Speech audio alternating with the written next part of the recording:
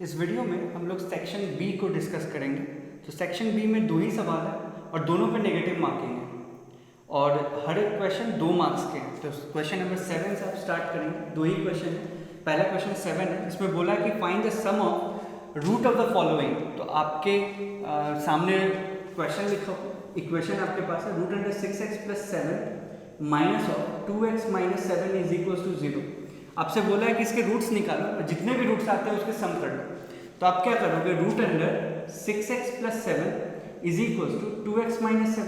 आप इस पूरे के पूरे इक्वेशन को उधर ले जाओ, क्योंकि हम लोग कभी भी स्क्वायर रूट के साथ कंफर्टेबल नहीं होते। तो स्क्वायर रूट को हमेशा अकेले करते हैं और अकेला करके दोनों साइड में हम लोग स्क्वायरिंग करते हैं। ये करना बहुत ही ज़रूरी है, तभी तो आप स्क्वायर रूट से हट पाओगे। और स्क्वायर रूट से अगर आप हट नहीं पाए तो आपका क्वेश्चन हो नहीं पाएगा। तो आप स्क्वायर किए तो क्या होगा, स्क्वायर रूट खत्म हो जाएगा, यहाँ पे 6x + 7 ही बचेगा और उस साइड में क्या हो जाएगा 4x² + 49 माइनस 28x। तो यहाँ से आपके पास आ जाएगा 4x² minus 28 minus 6x minus 34x plus 42 is equal to 0। तो आप लिख पाओगे 2x² minus 17x plus 21 is equal to 0। तो आप देखो 2 × 21 42 होता है, तो 2x² minus 14x minus 3x plus 21 is equal to 0। 2x common ले लो तो x - 7, यहाँ से -3 कॉमन ले लो तो x - 7 इज इक्वल टू 0। बहुत ही बेसिक सा है, ठीक है। x - 7 कॉमन लोगे तो यहाँ से आ जाएगा आपके पास 2x - 3, तो आपके पास रूट्स आ जाएंगे x इज इक्वल टू 7 और 3/2, ठीक है। आपके पास x इज इक्वल टू 7 और 3/2 आ जाएगा, ठीक। तो अब आप आराम से चेक करो। आपसे बोला है कि रूट्स के सम निकालना, तो सबसे पहले चेक करो इसके सोल्यूशन है क्या क्या, ठीक है। इसके सोल्यूशन है क्या क्या। तो x is equal to 7 put करके देखो, यहाँ पे x is equal to 7 put करके देखोगे तो 7 × 6 42 + 7 49 स्क्वायर रूट 7, ठीक है। इसमें पुट करो, इसमें 7 पुट करोगे 14 - 7 ये 7 आ जाएगा, 7 - 7 0। ये एक्सेप्टेबल।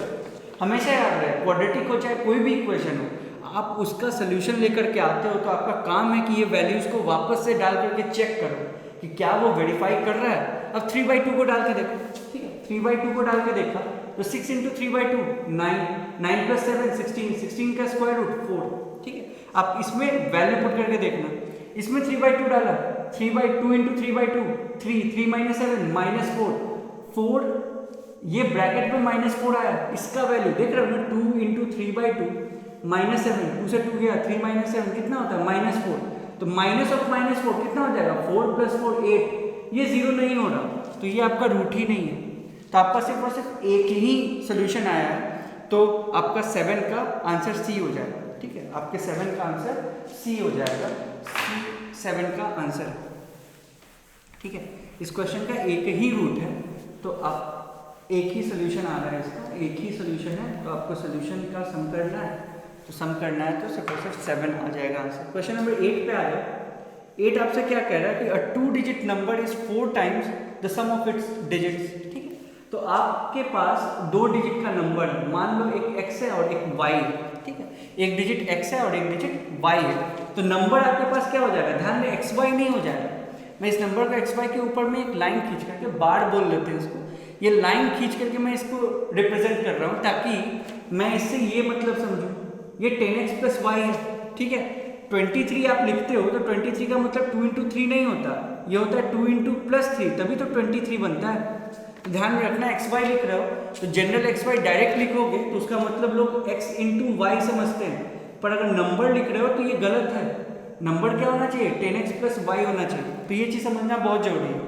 तो आपसे बोला है कि 2 digit number is 4 times the sum of the digits. तो आपका नंबर कितना है, 10x + y आपने लिख रखा है, ये किसके बराबर है, 4 times sum of its digits. तो हमने लिख दिया 4 टाइम्स x + y। अब ये किसके बराबर हो जाएगा, तो 10x + y is equal to 4x + 4y। तो आप इससे सब्ट्रैक्ट करो, 6x is equal to 3y। तो यहाँ से आपसे रिलेशन आ जाएगा आपके पास y is equal to 2x, ठीक है। y is equal to 2x। तो आपके पास जो नंबर था xy, अब वो कितना हो जाएगा, 10x + y के जगह पे 2x डाल, देखो ना यहाँ पे लिखे थे आप 10x + y, तो आपके पास नंबर क्या आ जाएगा 12x। तो आपने नंबर निकाल लिया 12x। अब अगला लाइन क्या बोल रहा है कि ये नंबर जो है वो 3 गुना है, ये जो नंबर है वो 3 गुना है, किसके 3 गुना है, तो अपने डिजिट्स के प्रोडक्ट, तो इन दोनों डिजिट्स को गुना किया x इंटू वाई, उसके 3 गुना के बराबर नंबर हो रहा है, तो अब x इंटू वाई, तो आप क्या कर सकते हो 3 इंटू एक्स इंटू वाई कितना हो जाएगा 2x ही हो जाएगा।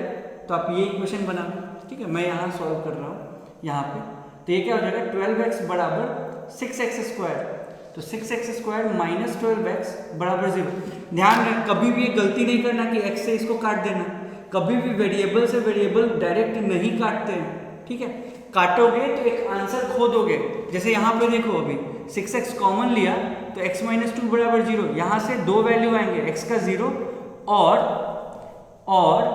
2, ठीक है, ये दो वैल्यूज आएंगे 0 और 2। अगर आपने x से x काट दिया होता तो आप डायरेक्ट लिखे होते, कितना लिख दिए होते आप, यहाँ पे आप लिखते x x काट के 12 बराबर 6x, तो सिर्फ और सिर्फ x बराबर 2 आता, 0 नहीं आता, ठीक, यहाँ तक सब कुछ ठीक है।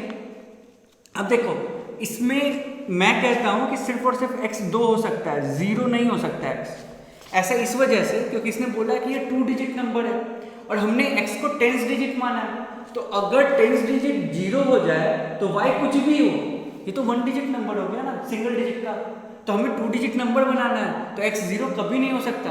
तो यहाँ से हम लोग देख रहे हैं कि ये नंबर क्या हो जाएगा, x की जगह पे 2 डालो और y किसके बराबर था, y था 2 इंटू 2 4 के बराबर, तो 24, ठीक है, तो आपका नंबर 24 है। बट सवाल इसने क्या पूछा है कि आपको इस नंबर और इसके रेसिप्रोकल का सम करना है, 24 प्लस 1/24 करना है, तो आपके पास कितना आ जाएगा 577/24, जो कि ऑप्शन बी है आपका, ठीक है। क्वेश्चन नंबर 7 में ऑप्शन सी और क्वेश्चन नंबर 8 में ऑप्शन बी। तो ये आखिरी क्वेश्चन था सेक्शन बी का, तो इसी के साथ में सेक्शन बी भी डिस्कस्ड हो गया है। तो सेक्शन बी के डिस्कशन के साथ ये वीडियो ओवर होता है। हम लोग नेक्स्ट वीडियो में सेक्शन सी को देखेंगे।